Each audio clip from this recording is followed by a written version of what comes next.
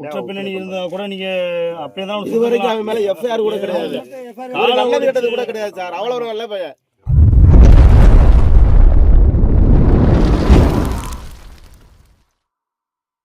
என்னுடைய செயலும் சிந்தனையிலும் இந்த சமூகத்துக்கு பயனுள்ளதாக இருக்குன்னு நினைக்கிறவங்க மட்டும் இந்த மூவேந்தர் மீடியாவை சப்ஸ்கிரைப் பண்ணிவிட்டு பெல் ஐக்கான் ஆல் கொடுத்து வந்து ஃபாலோ பண்ணிக்கோங்க. மூவேந்தர் மீடியாவுக்கு உதவணும்னு நினைக்கிற உறவுகள் கீழே கொடுக்கப்பட்டுள்ள வாட்ஸ்அப் நம்பருக்கு தொடர்பு கொள்ளுங்கள். நன்றி. 14 பேர் வந்து ரிமாண்ட் பண்ணாங்க. எஃப்ஐஆர் எனக்கு முதல் கோரிக்கை. காசு பணம் எதுவும் தேவை. 16 பேர்த்தையும் கைது பண்ணி எஃப்ஐஆர் ஃபைல் பண்ணணும்.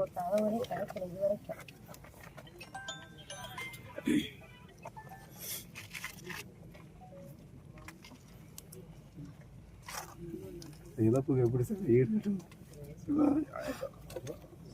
அதை சுட்டு கொண்டிருந்தா கூட மனசு திருப்தியாக போயிருக்கு சார். அடிச்சே கொண்டு ரத்தம் பூரா போய் ரத்தத்தை கூட சரி பண்ணல சார். அவன் நீ போய் பெரட்டி பார்க்குறேன். எனக்கு பேச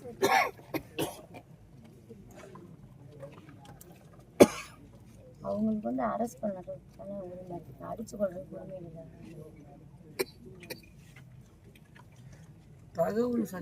உரிமை இல்லை. ரெண்டு பேரும் கைது பண்றாங்க சார். ரெண்டு பேரும் கைது பண்ணி ஒருத்தனை மட்டும் கொண்டு வராங்க. ஸ்டேஷன்ல இருக்கிறேன். எங்க என் பையன் எங்கன்னு இருக்கிறேன். உன் வேலையை பாட்டு போ, நீ யாரு அப்படின்னு உள்ள தள்ளி விட்டாங்க. அதோட என்னை அனுப்பி விட்டாங்க சார். அதுக்கு பிறகு வந்து சார் ஆஸ்பத்திரி கொண்டு போனது மற்றது எதுவுமே எனக்கு தெரியாது. இல்லை இப்போ கடைசியில் நேற்று போய் என் ஒய்ஃபு போய் பேசிக்கிட்டு என் பையன்கிட்ட இல்லை ரத்தம் போல லீக் ஆகிருக்கு. அதை பற்றியே அந்த ரத்தத்தை பற்றி எதுவுமே அவங்க கயர் பண்ணவே கிடையாது.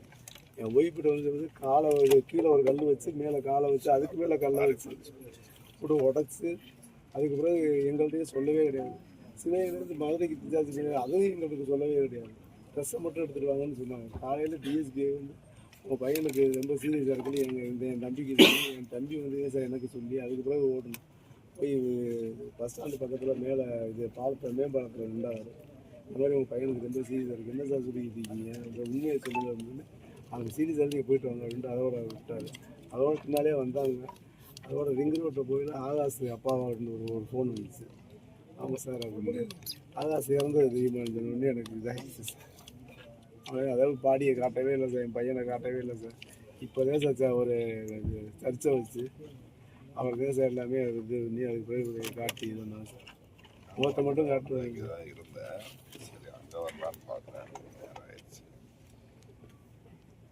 இப்போ முடிவு பண்ணி சார் போலீஸ் வந்து கைது பண்ணி அப்போ எஃப்ஐஆர் ஃபைல் பண்ணாங்க சார். நான் இதை விட்டு போகிறேன். நான் காலையில் இதில் பேசி இந்த சம்பாவுக்கு என்ன பண்ண போகிறேன்.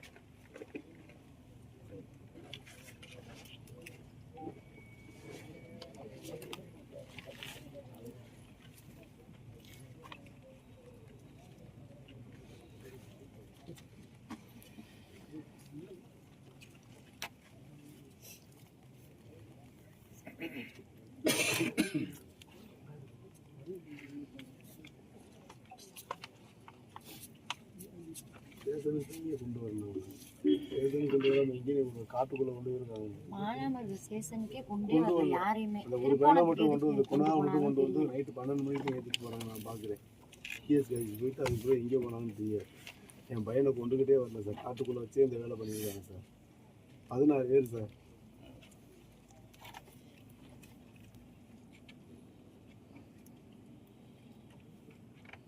சார் அதுக்கும் மற்ற நாள் இது வரைக்கும் என்னன்னு தெரியல. மற்ற நாள் இதுக்கு என்ன காயங்கள்னு தெரியல. இது வரைக்கும் அவங்களையும் பார்க்குறேன். அது வாய்மொழியே சொல்கிறாங்க. சும்மா பாவம் சும்மா பிடிச்சது சார். பூரா சும்மா பிடிச்சி சந்தேகத்தை விட்டு அப்படியே அவங்கள கேஸை போட்டு ராமநாடு தட்டுறாங்க சார். விசாரணைக்கு கூப்பிட்டு போய் சொல்கிறாங்க. ஆனால் நேரடியாக பார்க்கணும்னு சொல்கிறாங்க. 4 பேர்த்த நாளைக்கு நேரடியாக பார்க்கணும். அவங்கள போய் எதுக்கு கேஸ் போடணும்? அவங்க விசாரணைக்கு தானே கூட்டிட்டு போனாங்க. விசாரிச்சுட்டு கேட்டதுக்கு 6 மணிக்கு விட்டுருவோமா, வராதிங்க யாருமே வராதிங்க, 6 மணிக்கு அனுப்பிச்சு விட்டுருவோம். நைட்டு 1 மணி வரையும் 1 மணி வரை திருப்பூர் ஸ்டேஷன்லேயே வச்சுருந்தாங்க.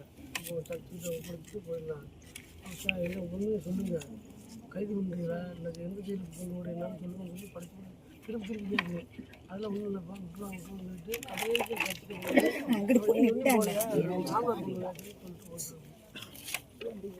பாதிக்கப்பட்ட 5 பேரும் குற்றப்பணி இல்லாத பசங்க. காவல்துறை வந்து ஒரு 6ஆம் தேதி நடக்குது, 5ஆம் தேதி நடக்குது, 6ஆம் தேதி பிடிச்சி 7ஆம் தேதிக்குள்ளே இறந்துட்டாங்க. இதே மாதிரி இப்போ சிவகங்கை மாவட்டத்தில் தொடர்ச்சியாக நடக்குது. அதில் வந்து இப்போ குற்றப்பிள்ளைகளும் மாற்று சமூகத்தினால எதுவும் காவல்துறை பண்ணுறது கிடையாது. பிடிக்கிறதுக்கே 5 நாள் ஆல்கஹால் எடுத்துக்கிறாங்க. அது உள்ள இருக்கவங்க வந்து ஒரு பிரச்சனை அப்படின்னா அது எப்படி பிடிப்பாங்க, ட்ரோன் கேமரா விட்டு பிடிப்பாங்களோ இல்லை எக்ஸ்ரே எடுத்து பிடிப்பாங்களோ தெரியல, டக்கு பிடிக்கிறாங்க. இடைக்கால ஒரு சம்பவம் இருக்குது, ஒரு வாரத்துக்கு மாதிரி கேள்விப்பட்டிருக்கேன். அந்த இதில் வந்து குற்றப்பிள்ளைகள் உள்ளவங்க பிடிக்கிறதுக்கு 5 நாள் ஆச்சு. அந்த 5 நாளுமே மிகப்பெரிய ஃப்ளெக்சிபிள் ஆன பின்னாடி டிவி நியூஸு, பேப்பர் நியூஸ், யூடியூப்ல இந்த மாதிரி இப்போ ஃப்ளெக்சிபிள் ஆன பின்னாடி அவங்க தேடுதல் வேட்டி ஆரம்பிக்கிறாங்க. A1 அக்யூஸ்ட் 5 நாள் எடுத்து பிடிச்சாங்க. இந்த மாதிரி தமிழ்நாட்டில் ஓவரெலாம் நடந்துக்கிட்டே இருக்காங்க. அதில் வந்து பாதிக்கப்பட்டவங்க பட்டியல் சமூகமாக இருந்தால் அந்த காவல்துறை வந்து அந்த மற்ற கம்யூனிட்டிக்காரோ பிடிக்கிறத மெத்தனம் காட்டுது. இதே வந்து ஒரே சமூகத்தில் சண்டைனாலும் சரி இன்னொன்று பண்ணிட்டாங்கன்னா காவல்துறை வந்து விரைந்து செயல்பட்டு சிறப்பாக செயல்படும். குறிப்பாக தேவேந்திர வேலைனால இது ரொம்ப கான்ஃபிடண்டாக நடக்குது. சொல்லணும்டா, அதையும் அடிக்கும்போது சொல்லி தான் அடிச்சிருக்காங்க. என் பையன் அந்த லாஸ்ட்டில் எங்கள் அம்மாட்ட இது என் ஒய்ஃபிட்ட பேசுகிற லாஸ்ட்டில் வந்து நம்ம ஜாதியை சொல்லி தான் அடித்தாங்க, நீ கல்ல தூக்கி போட்டு தான் சொன்னாங்க. எல்லா ஜாதிக்காரங்களும் தான் இருப்பாங்க. இல்லை அது அடுத்து அது கடைசியாக பேசுகிறேன். ஃபேமிலியில் எஸ்ஐ இருக்கார்ல ஒருத்தர் அது இருக்காங்க. தம்பி சொன்னதா சொல்கிறாங்க. தம்பி இந்த மாதிரி தம்பி சொன்னதை அதனால சார் அவனை கூட நிற்கலாம், நீ வர வேணாம்ப்பா, என் குடும்பத்தை நான் பார்த்துக்கிறேன், நீ வந்தால் நீ ஒரு டிபார்ட்மெண்ட்டில் இருக்க, உடனே ஏதாச்சும் பண்ணுவாங்க, தேவையில்லை நீ வராதேன்ட்டுங்க, நான் என் குடும்பத்தை நான் பார்த்துக்கிறேன் அப்படின்னு சொல்லிட்டுங்க நேரடியாகவே. சார் அந்த போது சிவகங்கை மாவட்டத்தில் உளவுத்துறை வந்து கிட்டத்தட்ட 15 ஆண்டு 10 ஆண்டுக்கு மேலே வாழ வரும். பணிமாற்றம் பண்ணுங்கள், வேறு இடத்துக்கு மாற்றுங்க, புதுசாக போடுங்க. அவங்க உளவுத்துறை வந்து உண்மையாக செயல் இழந்துருச்சு. கிட்டத்தட்ட 20 வருஷம் 10 வருஷம் என்ன நடக்க போகுது, ஏது நடக்க போகுது எதுவுமே தெரியாமல் அந்த உளவுத்துறை இருக்குது. அதுதானே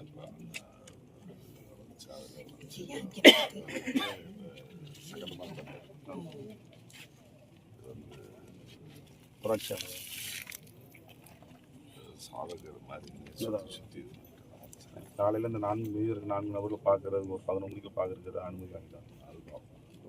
ஏன்னா இங்கே இருக்காங்க, அவங்களோட சுச்சுவேஷன், அவங்க கால் உடைஞ்சா கை உடைஞ்சா உயிரோட இருக்கான இல்லைன்னு எங்களுக்கு யாருக்கும் தெரியாது. அது பார்த்து சொல்லி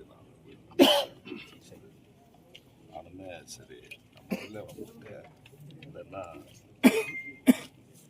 சாயந்தரம் தஞ்சாவூர் அந்த ஏரியாவில் திருச்சி இருக்காங்க, அது கொஞ்சம் வேலைக்கு வருவாங்க.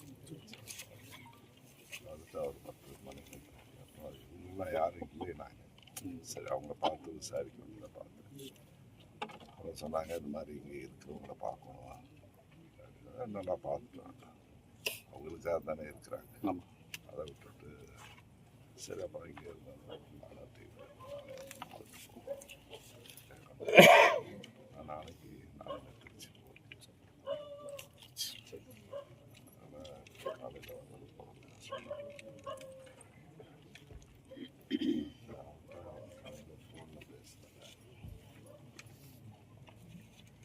காலையில் வந்து ஒரு நல்ல தீர்ப்பு மட்டும் எனக்கு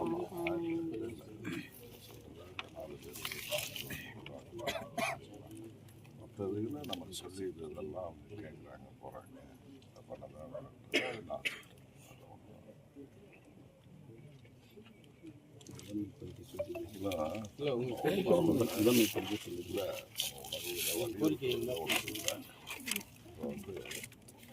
என்னாச்சு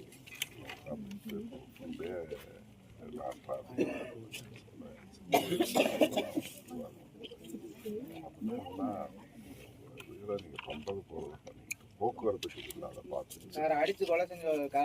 காக்க வேண்டிய காவல்துறை காவல்துறையா மாறிடுச்சு. இல்லை, காக்க வேண்டிய காவல்துறை கொலைகார காவல்துறையா மாறிடுச்சு. அதனால எங்களுடைய நியாயமான கோரிக்கை தான் ஒண்ணுமே இல்லை. அந்த 16 பேர் மேலேயும் தம்பி அந்த 16 பேர் மேலேயும் நீங்க எஃப்ஐஆர் போட்டீங்க அப்படின்னால தம்பி அந்த 16 பேர் மேலேயும் நீங்க எஃப்ஐஆர் போட்டு கொலை வழக்கு பதிவு பண்ணிட்டீங்கன்னா உங்களோட போராட்டத்தை வாபஸ் எங்களோட டிமாண்ட் அதுதான்.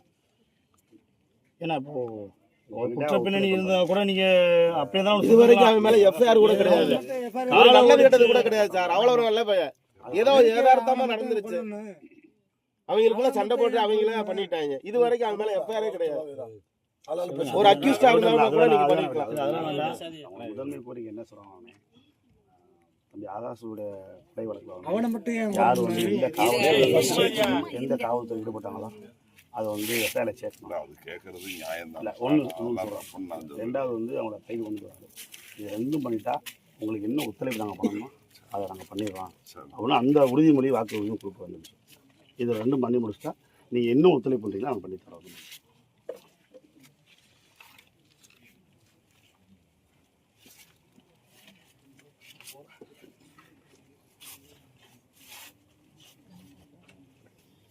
வடப்புறம் அஜித் கொலை வழக்கில் சம்மந்தப்பட்ட காவலர்கள் மேல வழக்கு பதிவு பண்ணி கைது பண்ணி இன்னைக்கு வந்து விசாரணை தீர்ப்பு வரை போயிருக்கு. அதே இதை வந்து இந்த வழக்குலையும் கொலை செய்யப்பட்ட அந்த கொலைக்கு காரணமான அந்த காவலர்கள் மேல கொலை வழக்கு பதிவு பண்ணி கைது பண்ணணும். அப்புறம் கோர்ட்டு அது இது பண்ணாங்க. அதே மாதிரி இந்த பகுதியில் பிளாக்ல மது ஓட்டுறதா சொல்றாங்க. அதுதான் பிரச்சனையுடைய மூல காரணமாகவும் வருது. அந்த பிளாக்ல மது ஓட்டுறது காவல்துறைக்கு தெரியாதாமா? அதை தடுக்கணும். கஞ்சா மது பாட்டில்கள் ஓடுறதெல்லாம் தடுக்கணும். அதுதான் சார் காவல்துறைக்கே பிரச்சனை. அவன் போய் கேட்டதுனால அவன் மேல இந்த கோவம் தான் அந்த காவல்துறை செஞ்ச செயலை அவங்களுக்கு வேண்டியது வரலைன்னு பிரச்சனை காரணமே காரணமே அதான் சார்.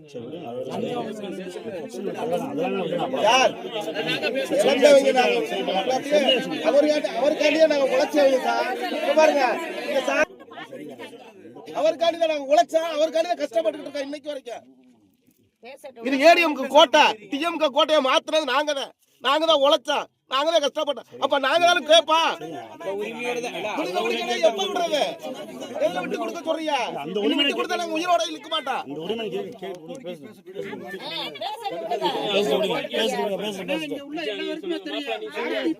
ஒண்ணு இருக்கு. 24 மணி நேரமா குடியரசு தினமா இருக்கட்டும், சுதந்திர தினமா இருக்கட்டும், காந்தி ஜெயந்தியா இருக்கட்டும், அப்படியே பிளாக்ல ஓடும். உள்ள போய் அவனா போறேன், அவனா குடிச்சு வெளியில வர்றேன். இது என்ன போலீஸ் தெரியாதா அங்க நடக்கிறது? எல்லாமே அவங்களுக்கு தெரியுது. அவங்களுக்கு தேவை அவங்களோட கமிஷன் அப்படின்ற மாதிரி போயிடுறாங்க. அதான் அவன் போய் கேட்டேன், அதுல ஒரு காரணம் அவனை சொல்லிடுறது. இந்த மாதிரி வந்து பண்றேன், பிரச்சனை பண்றேன், எனக்கு கேட்கலையா? மாசம் சேஷனுக்கு போயிருது பணம், மொத்த பணம் யாருக்குமே எங்களுக்கு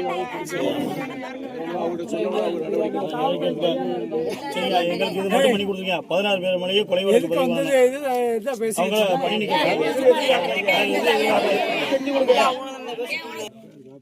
எஃப்ஐஆர் கையில் வாங்கிட்டு மற்ற ப்ராசஸ் உங்களுக்கு காவல்துறை ஒத்துழைப்பு பண்ணணுமா அதை பண்ணிக்கலாம்.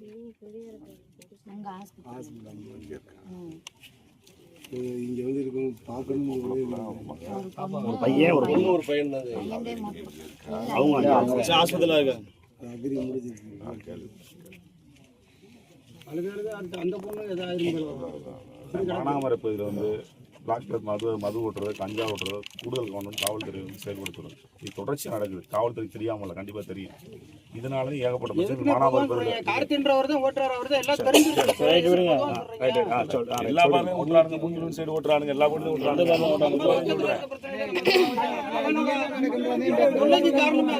கவர்மெண்ட் வந்து நீங்க தனிப்பட்ட ஆலோசனை பண்ணி மொத்தம் மது கடை இருக்க ரொம்ப சந்தோஷம் தான். தேர்தல் டைம் நல்லா உங்களுக்கு நல்லா ஃபீச்சர் திரும்ப திமுக அதுக்கடை மொத்தம் மட்டும் இந்த பிரச்சனையே கிடையாது. அது மானாமரை பகுதியில் வந்து எந்த நேரம் 24 hours கிடைக்கும். தங்கு தடை காவல்துறை கண்டிப்பாக தெரியாமல் இல்லை. காலைல 11 மணிக்கு இந்த பசங்களை பார்க்குறது என்ன சொல்லுவேன்ப்பா.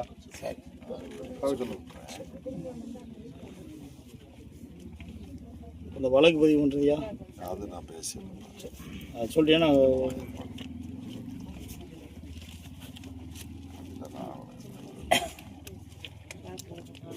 வழக்கு பதிவு பண்ணிட்டோம்னா எங்கள் மனசக்தியோட இந்த இடத்துல இருந்து கலந்து இல்லை அப்படின்னா மக்கள் வந்து ஒரு சிலர் ஒரு இது சொல்லி இல்லை. ஆனால் உங்கள் உணர்வு எனக்கு இருக்காதா? கண்டிப்பாக அதில் ஒன்றும் பெருசாக பேசுகிறதுக்கு வந்து இனி வருங்காலங்களையும் காவல்துறை இது மாதிரி செயல்படாமல் அரெஸ்ட் பண்ணால் கோர்ட்டில் கொண்டு ரிமாண்ட் பண்ணுறவர் நின்றுக்கிறானே. அடித்து காலை ஒடிக்கிறது, கையை ஒடிக்கிறது, அதே மாதிரி அது ஒரே யாரையும் சமூகத்தைச் பாதிக்கணும். சேர்ந்த அப்படி சொல்லக்கூடாது. எக்ஸஸ் உடைக்கணும், சும்மா வேணும். சும்மா ஒரு இருக்க இந்த உடைக்கணும். பகுதியைச் சேர்ந்த குறிப்பிட்ட சமூகத்தைச் சேர்ந்த காவலர்களை ஒரே ஸ்டேஷன்ல பணியமர்த்துறதா மாத்தணும். அது ஜாதி அடையாளத்தோட இருக்க காவலர்களை முதல்ல மாற்றணும். யார் வந்து தலித் சமூகத்தில் இருக்கிறவங்க எஸ்சி உள்ளவங்க யாரும் கிடையாது. இரண்டாம் நிலை காவலர்களாக இருக்காங்க. ஆனால் அவங்க உயர்வை சொல்ற கேட்க வேண்டியது இருக்கு. இது போன்ற குற்றங்கள் தொடர்ச்சி நடக்கிறதுக்கு இதுவும் ஒரு காரணமா இருக்கு. அவங்க உயரதிகாரிகள் தலித் சமூகம் சார்ந்து போடுங்கன்னு ஒரு கோரிக்கை வைக்கிறோம். தலித் வார்த்தை இல்ல எஸ்சி ஒரு வார்த்தை அப்படி சொல்லுங்க. தேவேந்திர குல வேளாளர்னு சொல்லுவானே. எல்லா சமூகத்திலும் நம்ம எஸ்சி ஸ்டேஷன்ல எஸ்சி எஸ்டின்றது யாருமே கிடையாது. சரிப்பா, அவருக்கு அது சாப்பிட்டு பண்ணிக்கலாம். என்னத்துக்கு அவன் காலை உரிச்சாங்க? நான் சொல்றேன், நாளைக்கு போய் பார்க்கறதுக்கு பெயில் போட்டு பார்க்கறது. நாளைக்கு அநேகமா பெயிலுக்கு வரணும்ல. திங்கக்கிழமை தானே நாளைக்கு. சண்டே நாள் தானே வரும். திங்கக்கிழமை தான் பெயிலுக்கு சொல்லி. அதான் மாதிரி இப்போ நான் இருக்க முடியல. ராஜாமணி வீரங்கனே இருந்து பாருங்கப்பா அப்படின்னு தான் சொன்னேன். காலைல இருந்துட்டு ஒரு 10-11 வந்தேன். அவங்க லேட்டாக ஆகுதுன்னாங்க. சரி,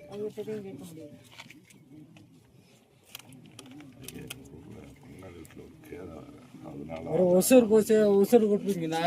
பார்த்தது. அது மட்டும் இல்லை, அது எஃப்ஐஆர் கையில் வாங்கினா அடுத்த காவல்துறை என்ன ஒத்துழைப்பு பண்ணணும், உங்களுக்கு என்ன ஒத்துழைப்பு பண்ணணும்.